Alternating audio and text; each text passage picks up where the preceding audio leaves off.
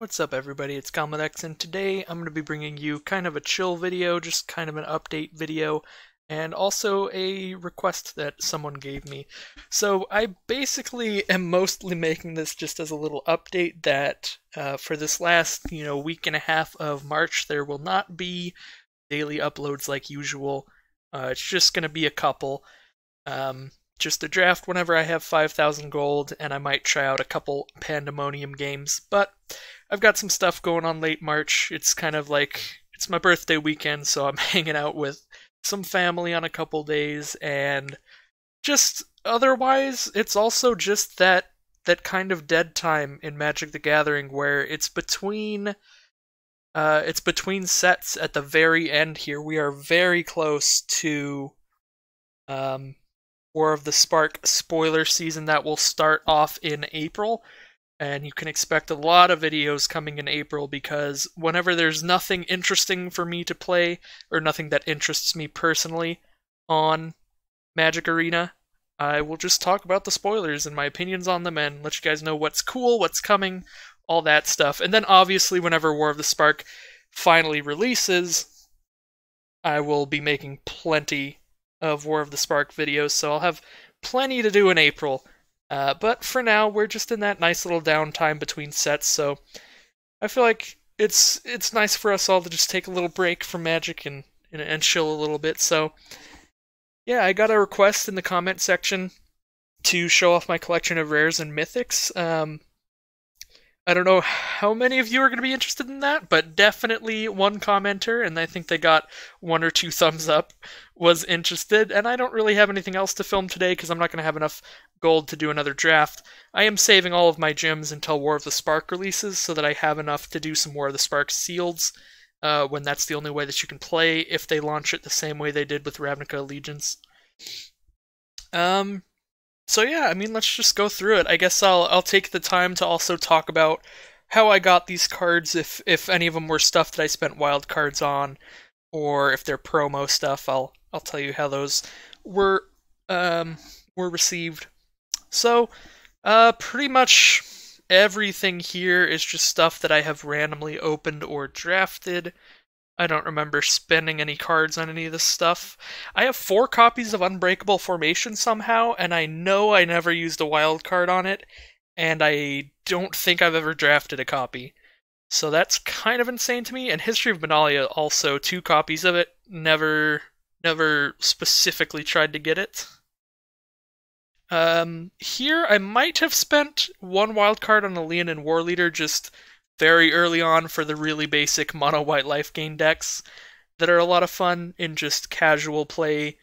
I think I probably did that just for mono white for doing daily goals whenever I have to cast a bunch of white spells. 3 copies of Angel of Grace. I'm pretty sure I've drafted all 3 of these. I've gotten very lucky with that card. It's pretty powerful in draft. Ooh, I have 2 Venerated Loxodon, that's nice. I've never used any wild cards on those. I might have to make the mono white or white blue aggro as my next standard deck. Because I have 2 histories, I've got 4 Unbreakable Formation, 2 Venerated Loxodon, so I've got a good start for that deck. And it uses a lot of commons and uncommons. So yeah, apparently I've got 3 Zatalpas somehow. That's hilarious.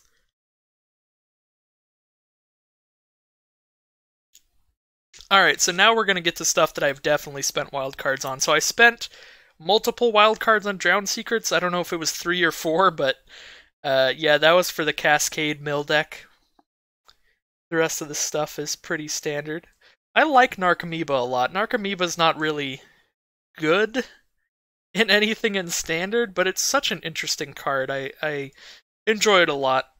I think it's pretty cool in older formats when you have cards that dredge so you can mill yourself a lot. So yeah, I've spent wild cards on Tempest Gins. I have mono blue tempo basically completed for 1v1ing in ranked. I'm not very high ranked in constructed. I think I'm only gold. just because I'm not super into constructed, I just don't play enough to grind it out. I'm also not that good, but you don't have to be the greatest to keep grinding up. Even if you're like, even if you're not that good, I think if you just play a whole lot, you'll keep like slowly rising up. I'm not exactly sure how it works.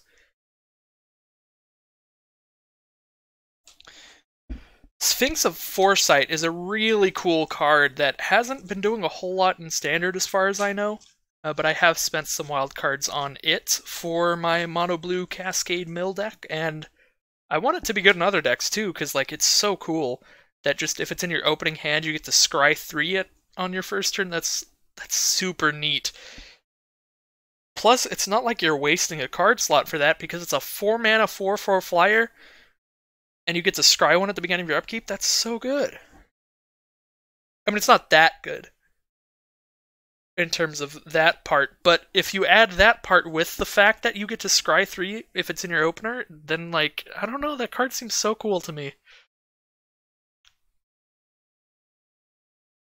I don't think I've spent any cards on any of the rest. Haven't spent a card on Patient Rebuilding just because it's a 5-mana mill card, and the only mill deck I made was for the Cascade format, which was just so blisteringly fast that I was like, I don't know if I can afford a 5-mana card in here. Omniscience. This is one of those cards that makes me really want them to add multiplayer sometime. I've said it before and I'll say it again, like, these super high mana cost, really high impact cards are really cool, but they very rarely see play in 1v1. Just because 1v1, like, if your opponent is playing a fast deck like mono red or mono white or just any monocolored deck, mono white, mono blue, mono red, you're just gonna die before you cast this stuff, even if you have a lot of ramp and some pretty good control. But I do think the cards are really cool. They're definitely a lot cooler for multiplayer, because multiplayer tends to slow things down, because one mono red deck can't kill 3 different slow decks before they set up, so you definitely have a lot more leeway to play a slower deck in multiplayer. And I also just really hope they add multiplayer, because it's a lot of fun. It's a really fun, just casual experience. Even if it's just multiplayer standard, that'd be fun. If they program Brawl into this, that would be so cool, and I don't know why they haven't done it, like, at least for 1v1.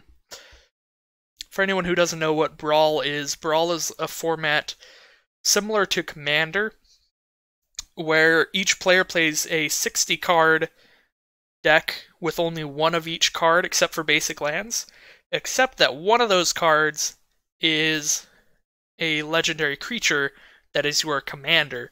So you set it aside at the start of the game, and then you set it aside in what's called the command zone, and you can cast it from the command zone at any time that you could normally cast it, and then if it ever dies, it goes right back to the command zone and costs you 2 more mana for each time that it's died.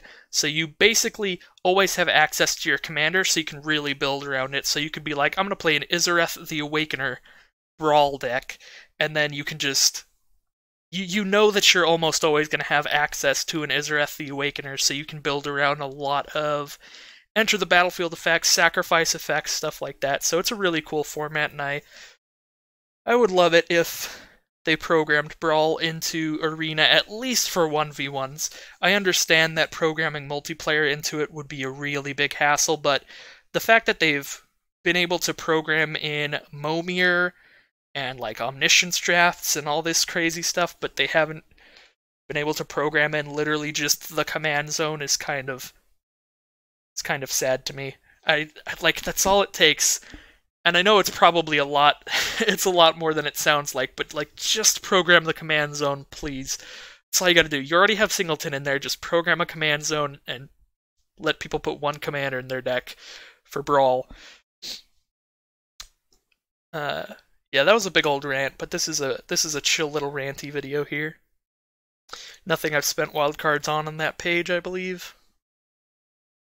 Nothing I've spent wildcards on here. I know for sure this Liliana was opened in a pack. I never got to draft a Liliana, unfortunately. That would have been really cool. Liliana seems like one of those cards that would be really fun to be able to pick one, pack one. and then just try to draft all the zombies you see in M19, which is not a lot of zombies, and they're not even that good, and that's why it sounds so fun to me, because it's not like, you open a Huatli in Ixalan, and you're like, ooh, cool, now I get to draft dinosaurs, but like that's a thing everybody already does.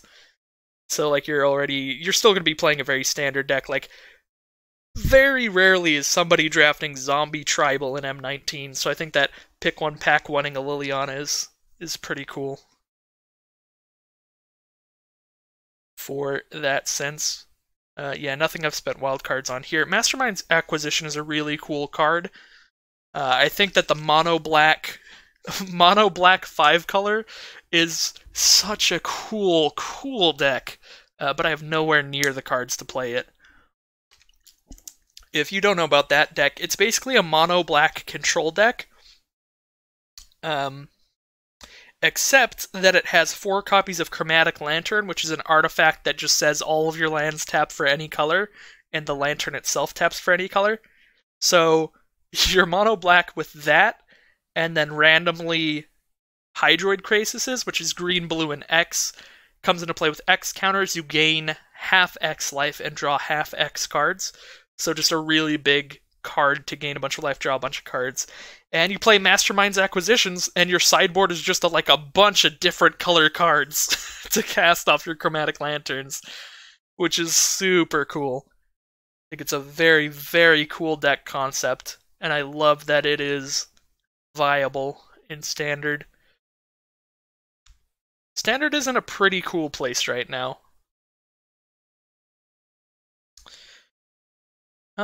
This is another one. I might have spent a wild card on the Doom Whisperer, but other than that, I don't think I've spent a card on any of those. I just like Doom Whisperer a lot. 5 mana, 6/6 flying trample with upside. That's a big, beefy nightmare demon. That's pretty cool. Dude, people are trying to get Awaken the Erstwhile to work, and I hate it. This card is the dumbest, just bad card, and yet I have not watched the videos, so maybe the decks are actually cool, but I keep getting suggested different people's Awaken the Erstwhile Standard decks, and I'm like, what are you doing? What are you doing? Stop it. Like, some guy was playing, Emergency Provisions Awaken the Erstwhile, which is like, what? I guess, like, his deck concept was probably to have, like, an Ethereal Absolution, so all his creatures get +1/+1 and his opponents get -1/-1. Then you cast Emergency Provisions, which is each player shuffles their hand to their library, then draws 7, and then you get to cast a card for free. So each player shuffles in, draws 7, and then you just immediately cast Awaken the Erstwhile and make them discard everything they just drew, and it just turns into 1/1 zombies, and you get, I guess, 6 2/2 zombies at that point. It's cute. Like, it's cute, but, like, I genuinely don't understand it. Tetsumox I've gotten pretty lucky with in draft, as you've seen in the videos. I believe I've drafted 2 or 3 of them, and I also opened a Tetsumox in one of the videos just as a random daily reward, I think. I don't even think it was out of a booster pack, so that was pretty cool. Boneyard Parlay, another really explosive effect that's just a lot of fun. So here's where we're getting into the bulk of where I've spent my rare and mythic wildcards, and that is red. Mono red is just a really simple, fun, explosive standard deck. I feel like mono red is more fun now than it was before it was an open beta, back when we still had Hour of Devastation and Kaladesh. There was a mono red deck then that was pretty good, which was pretty cool. It had like Hazarets and stuff.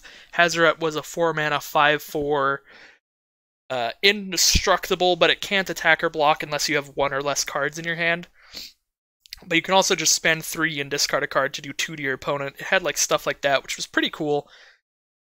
Earthshaker Kenra, 2 mana 2/1 haste. When it enters the battlefield, target creature with power less than or equal to it cannot block it, and then for 6 mana you can bring it back from your graveyard as a 4/4 with haste.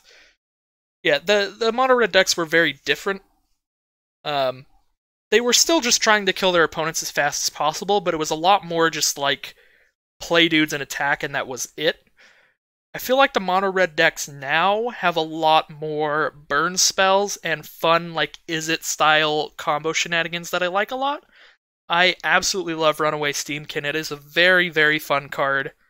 At least for me, when you get into one of those situations where you have your Steamkin out, it's at like 3 counters, and then next turn you play Experimental Frenzy to cast cards off the top of your library, and then bam, Steamkin is at 4/4, you attack with the Steamkin for 4, then you like remove all the counters and start casting stuff off the top and just chaining it, and it's cool stuff. Obviously, Goblin Chain Whirler's very basic, but a very good card.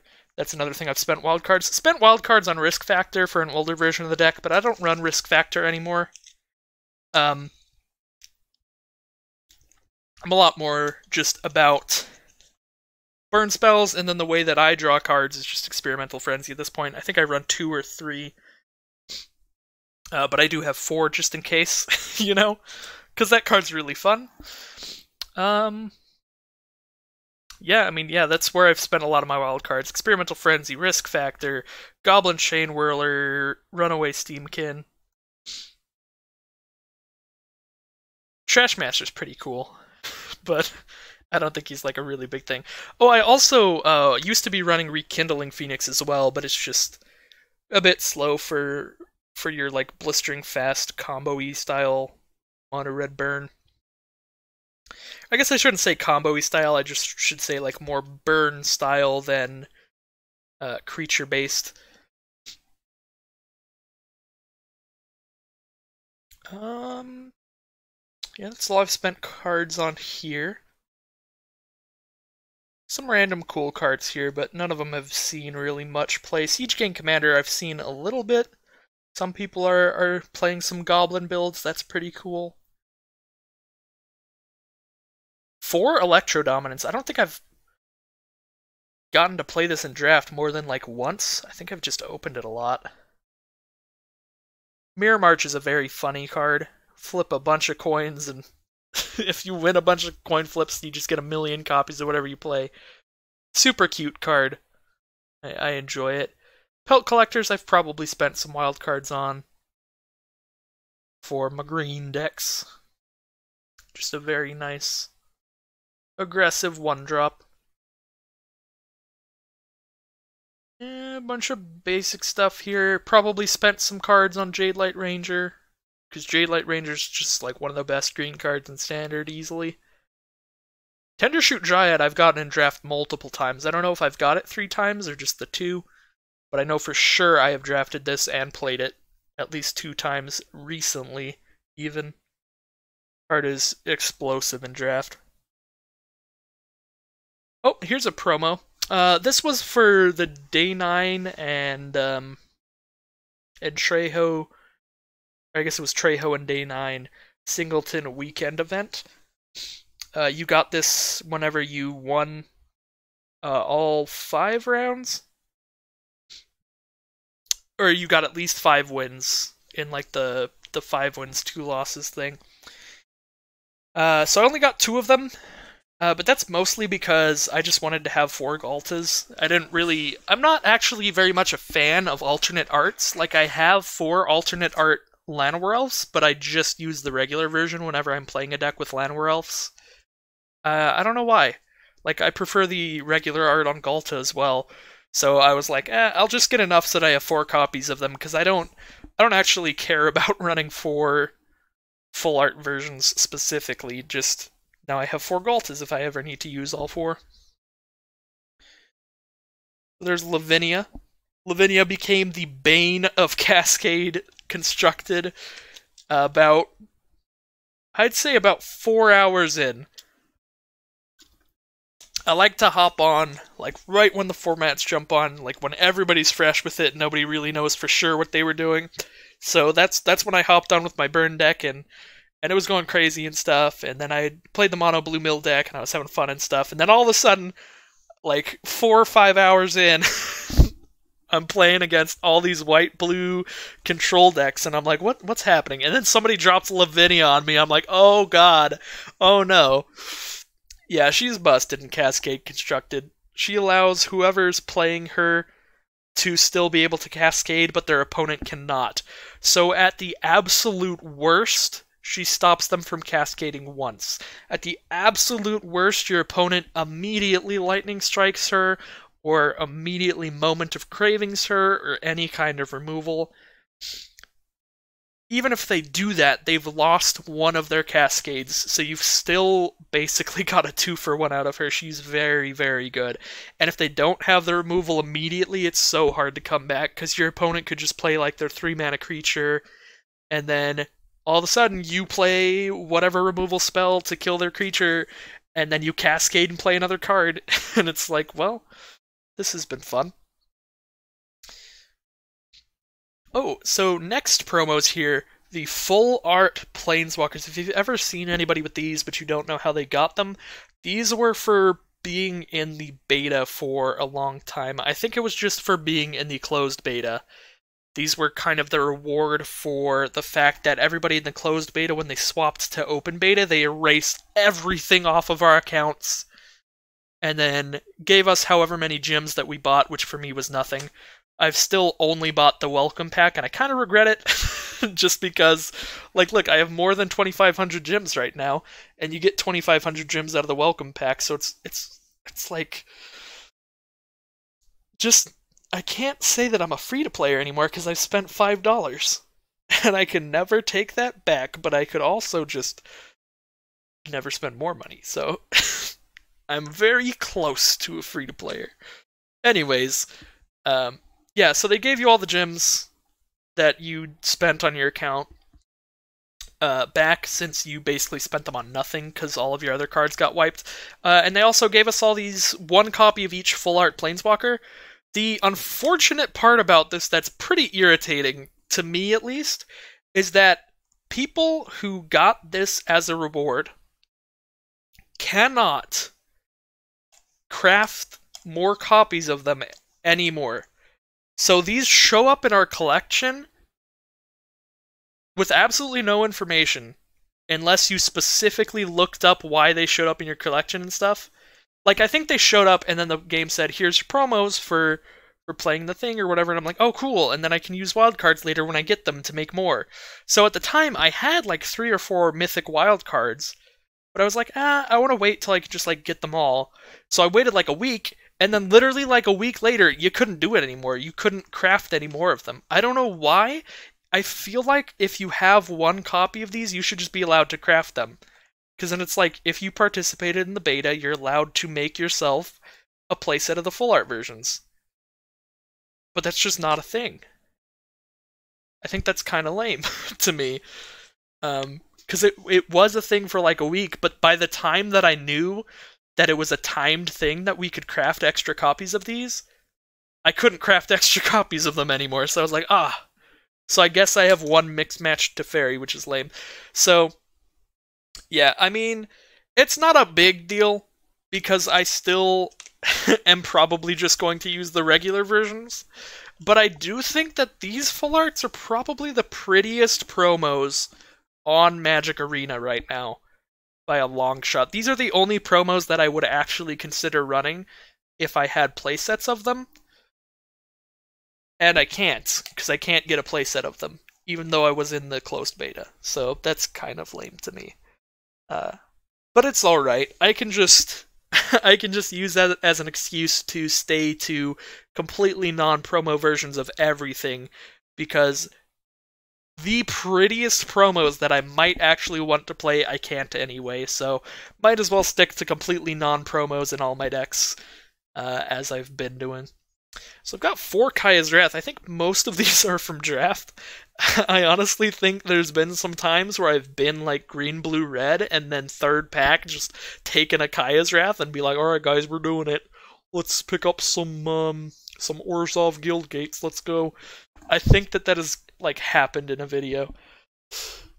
It's dumb. I take Kaya's Wrath way too highly, so yeah. For Kaya's Wrath, have not spent any cards on that. Revival Revenge, haven't spent any cards on either. I think that just like these Orzhov bombs, I just love them. Um, so yeah, some more regular stuff here. There's the promo Ral. I do think he looks better than regular Ral as well. I feel like the Planeswalker promos are definitely the prettiest promos. Vraska Golgari Queen. Another beautiful promo. 3 copies of Bedevil, if that ever takes off in Standard. I don't think it really has right now. I don't think anybody's playing it, really. Because red and black are just like colors that have a lot of removal anyway, and that's kind of a difficult mana cost. And there kind of isn't really just a Rakdos deck right now. There's like a Rakdos burn deck. I think it's Punisher Burn. And burn decks don't really want something that just like destroys a dude. So it seems like a really good card, but doesn't really have a place in Standard right now.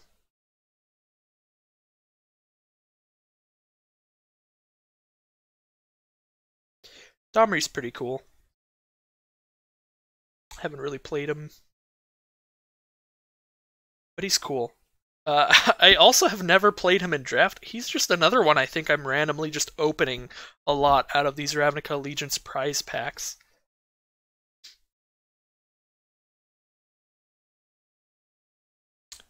Ooh. Maybe I should build a Simic deck. Look at that. I don't think I've spent any wild cards on those, but I'm basically ready with my Simic mana base.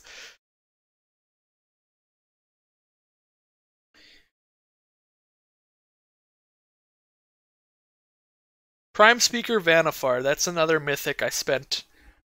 I spent 4 wild cards the second Ravnica Allegiance showed up because I love Prime Speaker Vanifar. She's just so cool in Commander.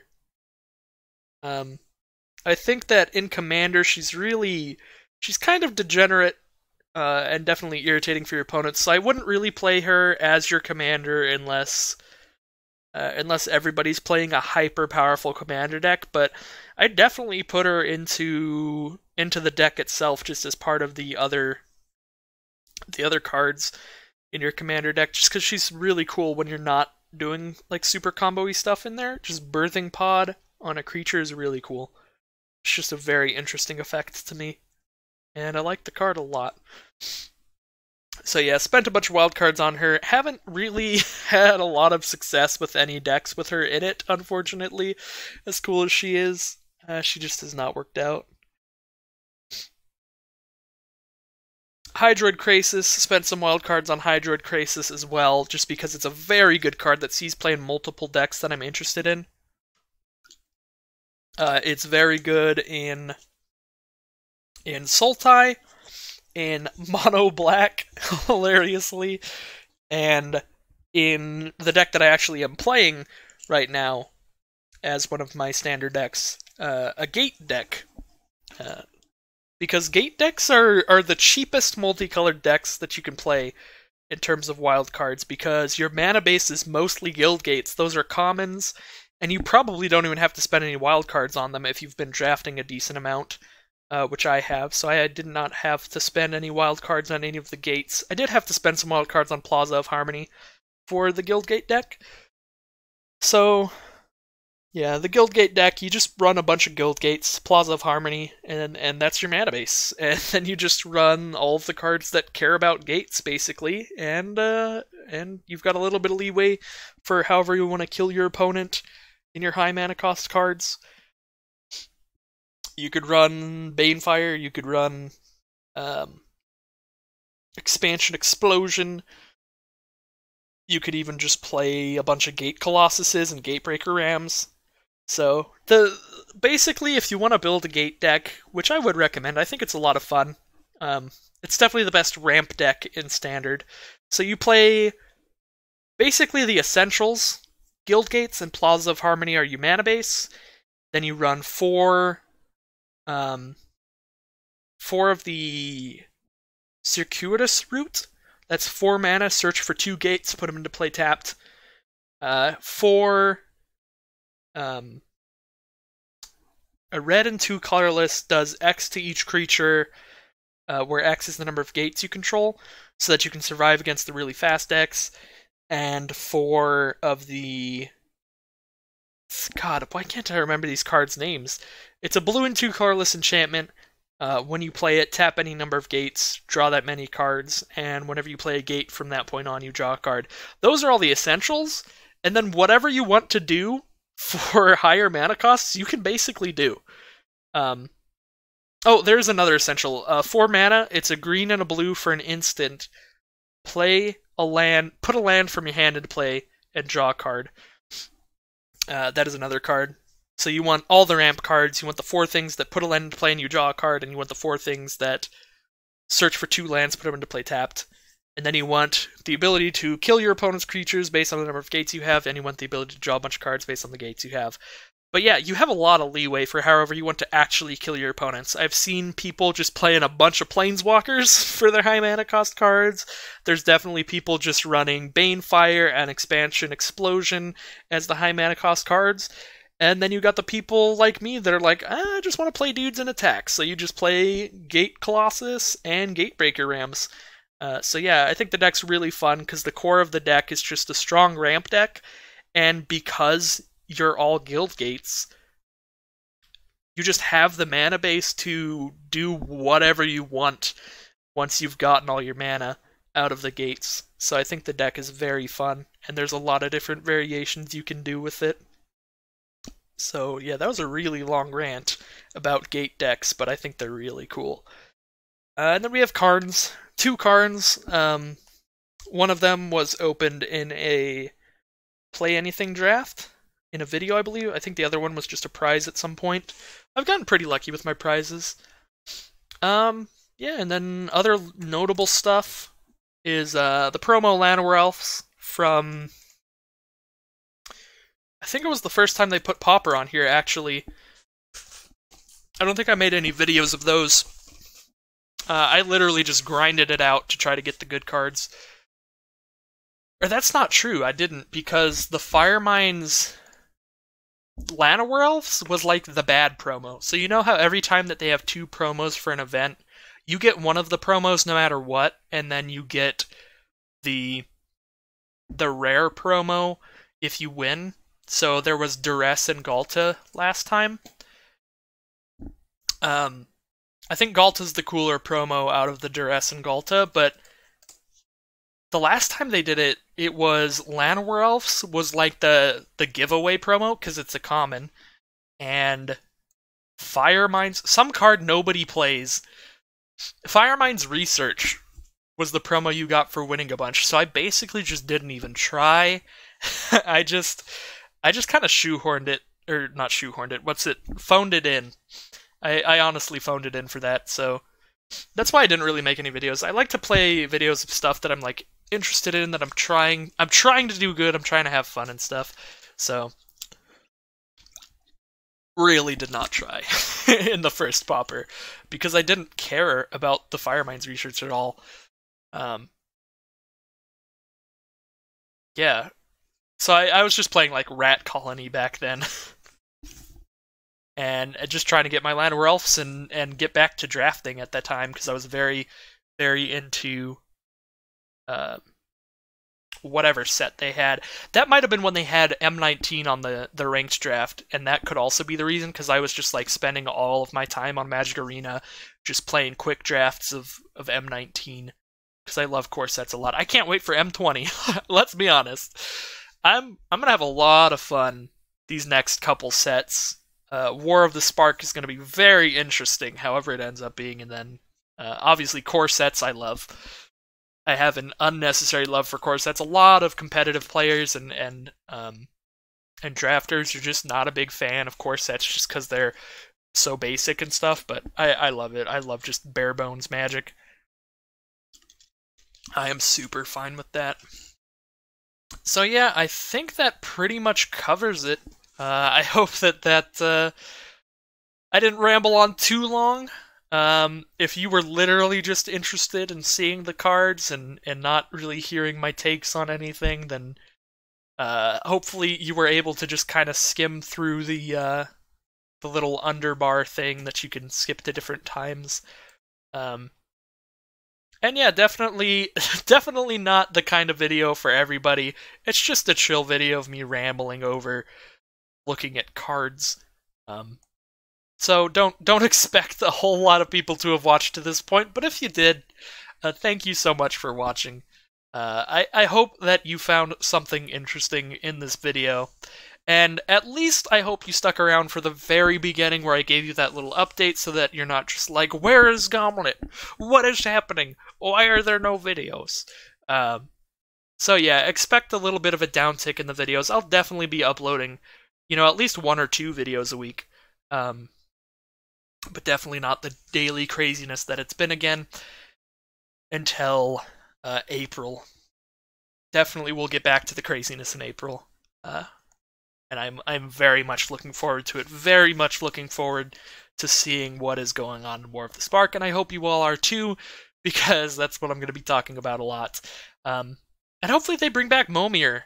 It's been so long since they've had Momir on here, but Momir was my jam. If you look through my backlog of videos, I think I have like 20 videos of Momir, dating back all the way to like August or September or something. The first time they did it. Well, the first time they did it in the open beta. They did have Momir back before things rotated, I believe. And that was actually not, that was Momir at its worst, because back then Zatalpa was all you got for 9 mana. So you were just guaranteed a Zatalpa at 9 mana, and that was the whole format. That was how it went. Anyways, I've rambled on extra too long now, so as I said before, thank you all so much for watching, and I'll definitely see you again sort of soon. Not as soon as usual, but soon, with some more Magic Arena videos.